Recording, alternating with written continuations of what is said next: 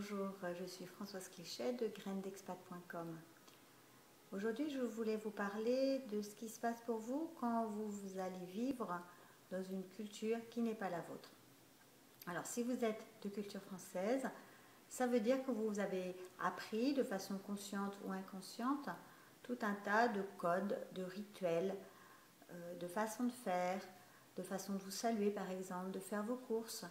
Vous êtes capable de partager des blagues, vous êtes capable de comprendre ce qui se passe au niveau de la politique.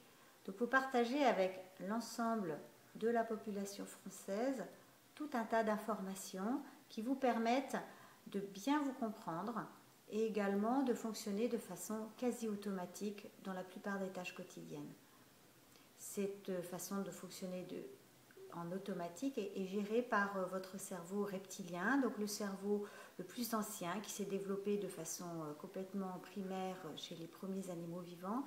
Et cette partie-là du cerveau, donc le cerveau reptilien, est chargée de vous faire fonctionner en automatique et de faire que la plupart des tâches que vous faites tous les jours, vous n'avez même pas besoin d'y penser, vous savez comment ça fonctionne. Quand vous partez vivre dans une autre culture, tout d'un coup, plof, comme ça, vous vous retrouvez au milieu de personnes qui ont d'autres codes, d'autres façons de faire, d'autres rituels. Et c'est partagé par l'ensemble des personnes de cette autre culture. Vous ne vous y retrouvez plus parce que vous n'avez pas du tout la même façon de faire.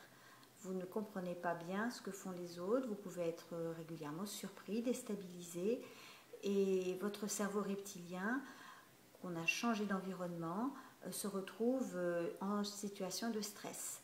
C'est ce qu'on appelle aussi, et ça je l'explique dans une autre vidéo, c'est ce qu'on appelait le choc culturel. Donc, mon conseil, ma suggestion, si vous changez de culture, si vous voulez vivre et apprécier vraiment la vie dans cette autre culture, c'est de vraiment vous intéresser à ce que font les autres, d'observer ce qui se passe autour de vous, attentivement, sans jugement. Ce que font les autres, c'est juste différent, c'est pas forcément mieux ou moins bien, c'est juste différent. Donc d'observer, d'intégrer petit à petit toutes les règles de vie de votre nouvel environnement.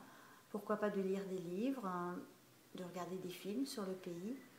Et puis aussi de petit à petit de vous mettre dans une routine qui va vous aider à vous structurer, à vous donner des repères et qui va beaucoup rassurer donc cette partie animale en vous, cette partie du cerveau reptilien qui a besoin énormément de retrouver des repères. Donc si par exemple vous avez des cours de langue régulièrement, c'est une très bonne idée de participer à ces cours de langue de façon routinière.